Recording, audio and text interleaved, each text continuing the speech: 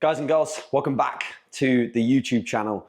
You joined me after what has been a very successful arms and delt session.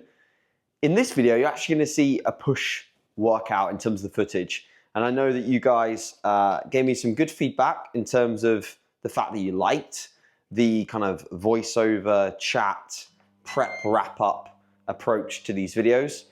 So I'm going to make my post-workout meal. I've got the microphone on, so it shouldn't be too loud with the grill. And yeah, we'll kind of run through how the last week has gone in terms of contest preparation. So this weekend, in fact today, I'm 6 weeks out from the first show. And many more weeks out from the final show. There's going to be quite a few shows this year that I've got planned. The first two are 6, 7, 8, 9. Yeah, so 3 weeks. There's 3 weeks from the UK DFBA until the Worlds. So UK DFBA, I will be, unless I randomly weigh in a bit too heavy on the day, which I'm not fussed about. I don't mind whether I compete as a middleweight or a lightweight. The lightweight is under 72 kilos. I'm already under 72 kilos in the morning fasted. I highly expect I will be able to be under 72 kilos when I weigh in at, it will be probably, I'd say registration, so it'll probably be about 10 a.m. So I'll probably have had one meal by that point. So I think I'll easily be under 72 kilos for the first show. And then I guess for the Worlds, for the INBA, PNBA Worlds, I guess it will be height classes, in which case I will be right slam at the bottom of the medium class, unless they change the heights, which they often do. But for me, if it's the normal heights, which will mean anything above 170 centimeters in height is medium. And I'm 170.5 centimeters. So I will go from being right at the top of the weight category to right at the bottom of the height category. Now, not too concerned about that. I'm more concerned about just being my best, which is all that matters. But at the same time, it is a little bit like, that's not ideal. It's not the ideal category. I'd much prefer a weight category. I've always preferred weight categories, but nevertheless, the British title that I won in 2021, I was a medium. And that went okay, because I won the British title. And obviously that year I was also a medium at the World Championships and placed second. So, you know, it was a good year. So I think honestly, I don't mind about the categories too much. So, and my advice for anyone that's competing and things like that is like, definitely don't even think about, you know, the categories or who you're going to be competing against and thinking, are you good enough or are you not good enough? And you've got to definitely go for a contest prep with a kind of competitive mindset. I think you have to be somewhat competitive. You have to have a desire to win, a desire to succeed. If you want to do really well, that is.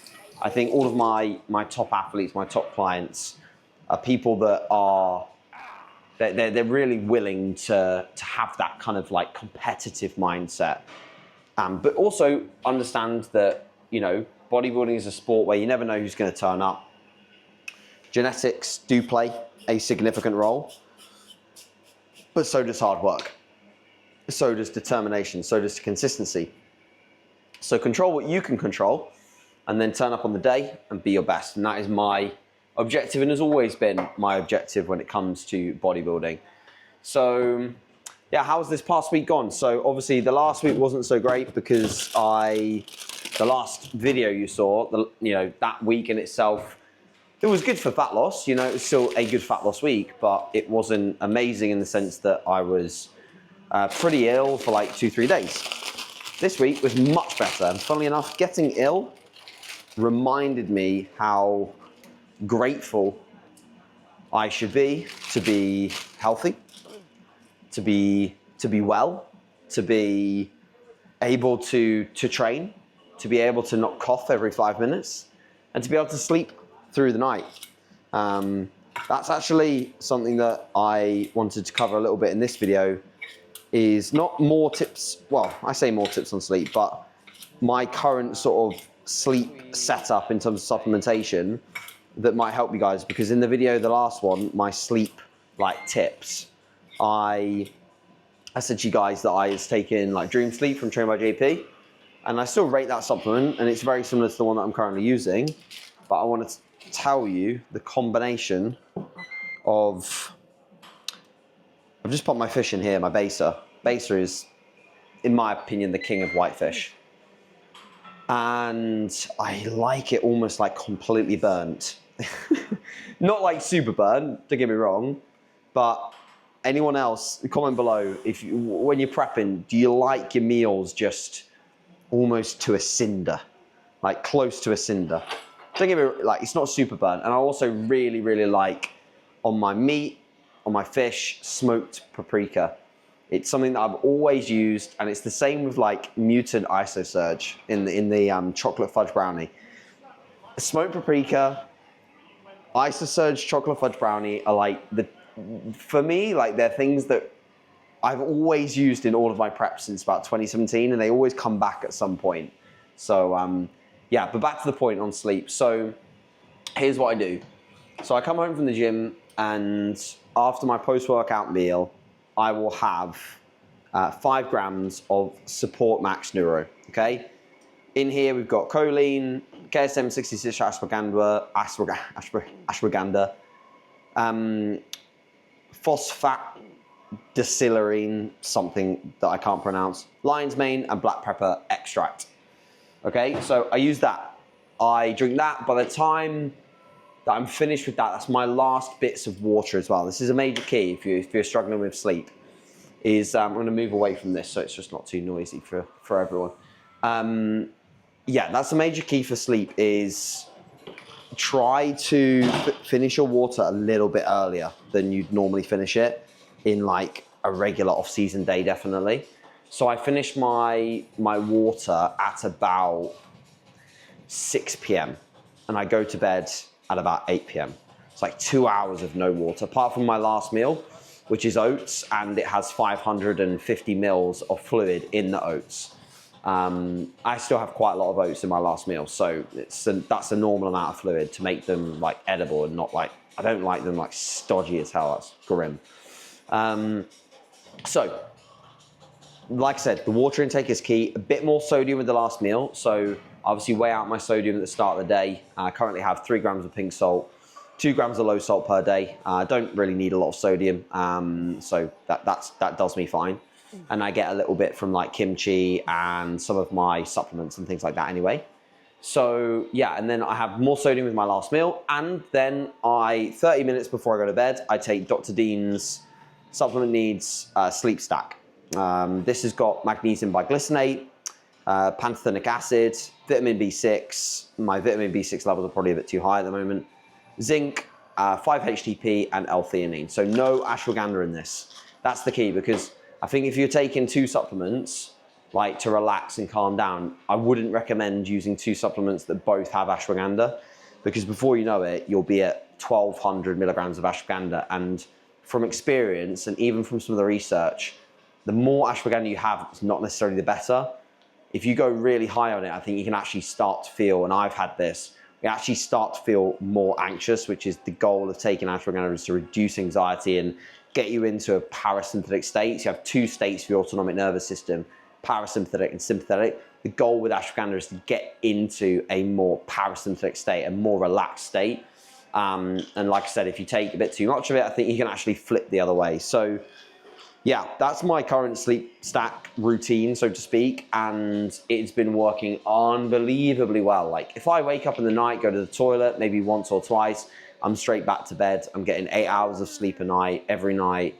And for me to be in this condition with that sleep is not normal. Like normally my sleep goes a bit funny at this stage. So I've really protected that. And I've also started reading.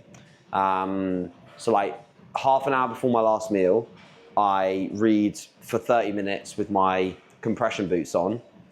And that's that. I'm drifting off by the end of that. And then me and Loz watched something on Netflix. We've just finished Severance, which if you haven't watched is a really, really good series on Apple TV. So maybe check that out if you're looking for something to watch.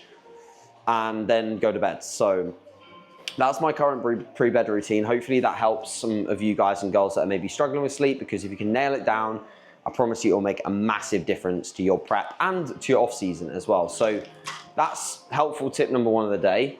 Helpful tip number 2 is going to be my digestion stack. So a lot of people will struggle with digestion, especially bowel movements during prep. So I have been using the Revive GI, which was good for a while.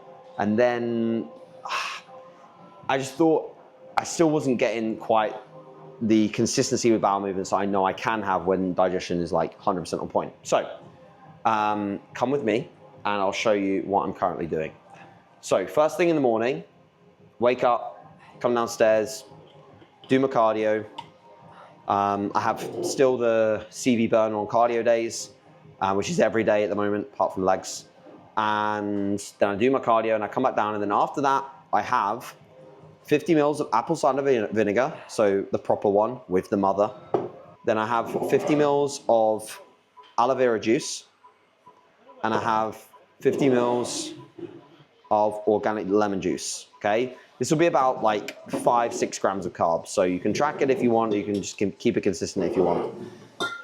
That's the first element of the digestion stack.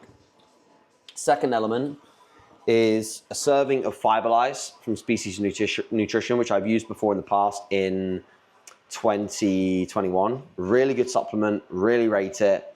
I think it's honestly fantastic. Subject lost in terms of, it's not going to follow my face now, that's fine. So yeah, Fiberlize 1 serving, and then 5 grams of glutamine as well. Glutamine for gut health, hydration, I think it's fantastic. And I also put 5 grams of creatine with that as well, first thing in the morning.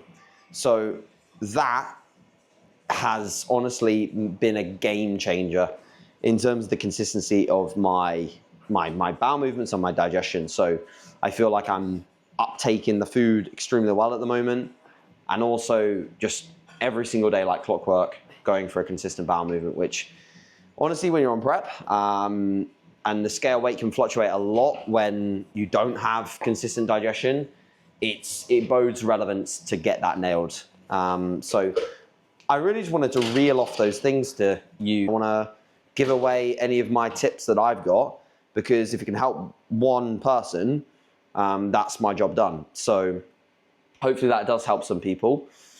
And yeah, today's session was fantastic. Arms and delts. I really enjoy this session. It's just, I mean, it's arms and delts. It's working extremely well to keep the arm volume that I do really high quality. I still do some triceps on push, as you'll see in this video, but I don't do biceps on pull. So the pull session actually is basically like a back and hamstring day.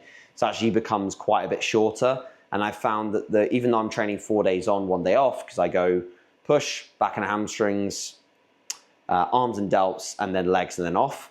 Even though I'm training 4 days in a row, my recovery is actually better, because that pull session when I do biceps at the end would normally be like 2.5, 3 hours long, and now it's like 2 hours long, you know?